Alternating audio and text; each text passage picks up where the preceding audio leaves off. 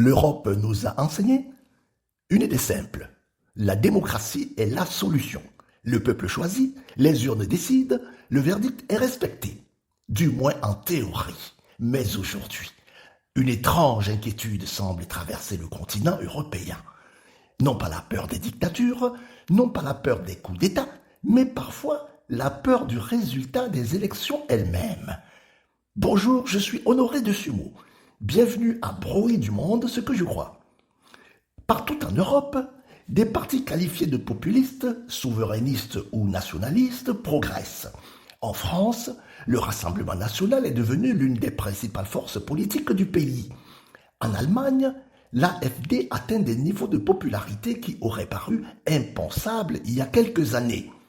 Aux Pays-Bas, en Italie, en Hongrie, en Slovaquie ou ailleurs, les partis critiques à l'égard de Bruxelles gagnent du terrain et chaque progression électorale provoque souvent la même réaction, l'inquiétude. Les marchés s'inquiètent, les médias s'inquiètent, les institutions européennes s'inquiètent, une partie des élites politiques s'inquiète, comme si le véritable danger n'était plus l'absence de démocratie, mais ce que les électeurs pourraient décider librement. Bien entendu, les inquiétudes ne sont pas toujours infondées.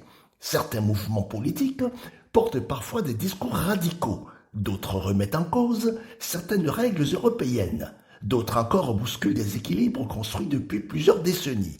Mais la démocratie n'a jamais été conçue pour produire uniquement des résultats rassurants. La démocratie n'est pas un mécanisme destiné à confirmer les préférences des élites.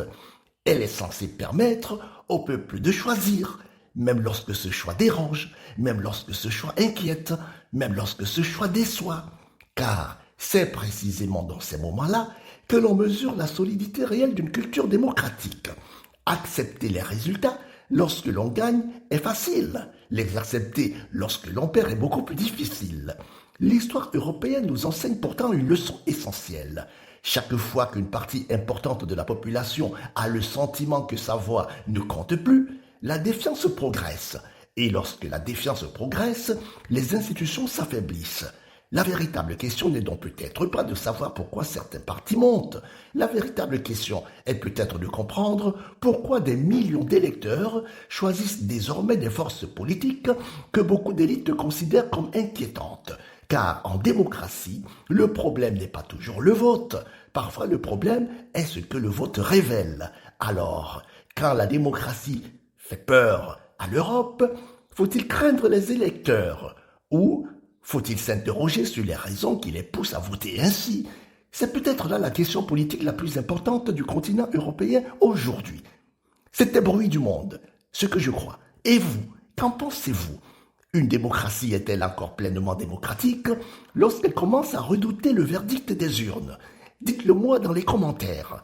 Et si cette analyse vous a intéressé, abonnez-vous. Partagez cette vidéo autour de vous et retrouvons-nous très bientôt pour une nouvelle lecture du monde qui change sous nos yeux.